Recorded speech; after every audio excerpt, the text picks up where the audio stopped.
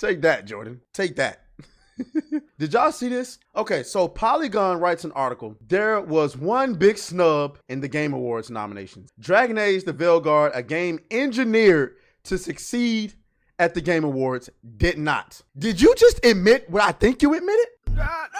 Did you just admit what I think you admitted? Well, all of us already knew it, but it seems to me that you just admitted what I think you admitted. That Dragon Age, a game that was literally made to succeed at the Game Awards, did not win. The Game Awards are known for much in the way of shock and surprise, and so it proved with the 2024 nominees a fairly well-rounded list in which most of the year's best reviewed and best loved games got some love. But there was one title very striking for its almost complete absence. The Game Awards voting jury snubbed BioWare's latest game in a series of key categories where it would have been expected to compete. It secured just one nomination for innovation and accessibility, which is decided by a specialist jury. In other words, it got nominated for the Woke Awards. That's it. Okay.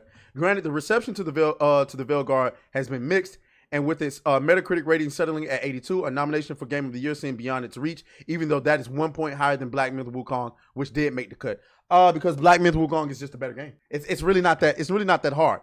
Just because you, the media, rated it one thing does not mean the rest of us rated it just the same thing as you did. Okay. Person says they are coping and seething. Oh, bro, you hit it right on the hill. I got you. You are coping and seething. You just can't accept what you're seeing. Yes, you're coping and seething. The truth it is scalding, and now you are molding and coping. Coping so hard. Coping and seething.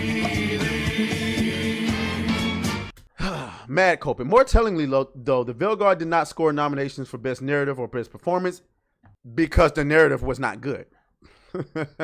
Best Performance, I guess. Two areas where BioWare games tend to excel and which are less review dependent. It also missed out in Best Role-Playing Game. This was an exceptionally strong category this year. All right. Even so, failing to join the company is surely not the result that BioWare or publisher EA wanted after a decade of development.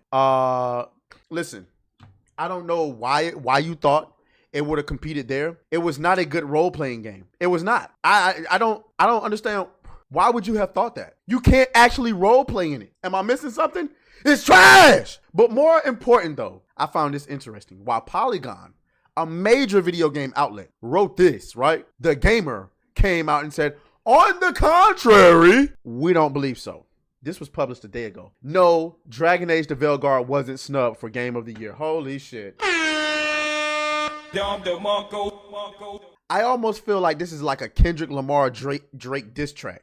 And this is written by that one chick. Remember the chick who wrote the article saying Dragon Age is too woke? Oh my God. Oh my God. She just dropped a diss track. Who wrote this one? Ollie Welsh. Who are you? Senior editor. Ooh. Oh yeah. If he's not on the Epstein files, he's definitely on the Diddy files. Allegedly. Okay. She says the Game Awards is a contentious every year. But this year's nominations have been particularly discourse heavy because for the first time in the show's history, a DLC pack has been nominated. Yeah, we get all of that. Whether you think that's fair or not is really none of my concern because right now I'm more interested in analyzing a far more common complaint about the show, the snubs. Every award show has people who complain about their favorite thing of the year being overlooked. And while some of the complaints have been entirely valid, one of them isn't. Dragon Age The Veilguard was not snubbed. I wholeheartedly agree.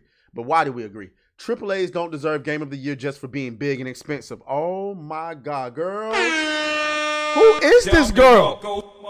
Who is she? I got to find her on Twitter. Tessa Carr. Now we got to be careful because she identifies as non-binary. I told you to go to bed. Is this her? No, that's not her. No. That is her. I'm not here. I'm on the other site. They, them, features editor. This is her. Why does she look better right here than she does right here? Nah, that ain't her. Am I tripping? Nah, I gotta, what intonation? That might be her. Oh my God, hold on now. Wait a minute now. Let me suck them titties, baby. Oh, yeah. Let me suck them titties, baby. I know. I'm just saying, she don't look half bad out here identifying as non-binary. Girl, what is wrong with you? This is all I could find though. Is she not on Instagram? I know she on Blue Sky. Okay, whatever. Let's get back to her article. Okay. I don't really care for Dragon Age: The Veilguard. I really wished I enjoyed it as much as some others did, but I'm part of that contingent of fans that are fairly disappointed with how it turned out. I'm still working my way through it, hoping that it'll eventually start being fun, but it's not very good so far. There's little accommodation for role-playing, no tension between characters or factions. It ignores a lot of existing lore. I could go on. As a standalone action RPG, it's serviceable, but it's no masterpiece. A lot of fans still feel that The Veilguard only being nominated in the innovation and accessibility category, well deserved in my opinion, is a huge snub. Among anger that it wasn't nominated for best narrative, best art direction, best performance, and best RPG are people complaining that it was also overlooked for Game of the Year. I'd argue that out of all those categories, Gareth David Lloyd being overlooked for his performance as Solas is the most egregious. The art direction was also pretty good. The game has some beautiful environments, but the others in the same category outclass it. Nobody likes the art direction because it's not what Dragon Age is supposed to be, so I don't know why it would have been nominated for that.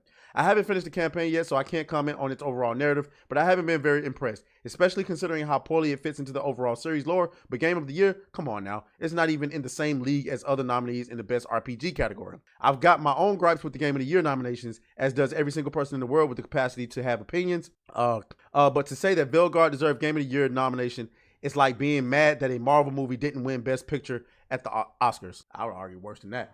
Leaning on AAA cliches that other games have used better, and Dragon Age's successful history at the Game Awards in the past, its immediate predecessor won the first ever TGA Game of the Year and Best RPG awards, doesn't make it a contender for 2024, when many of the more deserving games nominated are trying to break away from the typical AAA action RPG template. Okay. Then she goes on to say, who cares about the Game Awards anyway? I think I speak for everybody when I say I think a lot of us care about the Game of the Year because we want the best games to be rewarded for their work, not just monetarily, but I would like if I was working on a video game or anything I'm working on in life, I would love to be recognized for the work that I put into that game. So I disagree with that sentiment, but I just find it interesting. I feel as though the moment the election went the way that it went, it seems to me like we're starting to get some differing opinions in the mainstream media. Doesn't it feel like that? Or is it just me? I feel as though we are. This is another example of that. So shouts out to Tessa Carr for shutting down that narrative that, you know, Dragon Age was snubbed because it's not true. Okay. It's not true. It's just simply not true. Okay. Let's move on. Drake Cleanser? Nah, I'm gonna stop playing that. Get the fuck up in 2024. I ain't gonna play it no more, y'all. I ain't gonna play it. Let me see what y'all talking about in these comments. Let's go ahead and end that poll. 61% of y'all said, yes, it is absolutely a deal breaker when you see pronouns in a video game. 16% said no. 16% says undecided. 6% says they don't care. I feel y'all. I do. Future Boy says, I nominated Treyas for best hat. I'm trying to get some more hats. I might order me a new hat today. Mr. Monkey is in the house. Shouts out to my boy. People, no, he says somebody pull her out the foolishness. She took too long to be they, them. I would argue she's too damn cute to be a they, them. I'm gonna hit her up on Blue Sky, ask her to come on New Blackstreet. See what she say. Hell nah, she wouldn't accept that shit. Hell nah. Hell fucking nah, she wouldn't say that shit. Speaking of, apparently I'm too toxic for certain niggas to come on the show. We'll talk about that some other time. But niggas is talking about I'm too toxic to come on New Blackstreet. That's insane. But it is what it is. Let's move on. Okay, so next we got to talk about, I can't believe that's really her, y'all. I can't believe that's her. Like, that chick is cute. Fuck you. The hell? Oh, fuck you, fuck you. Fuck you, fuck you.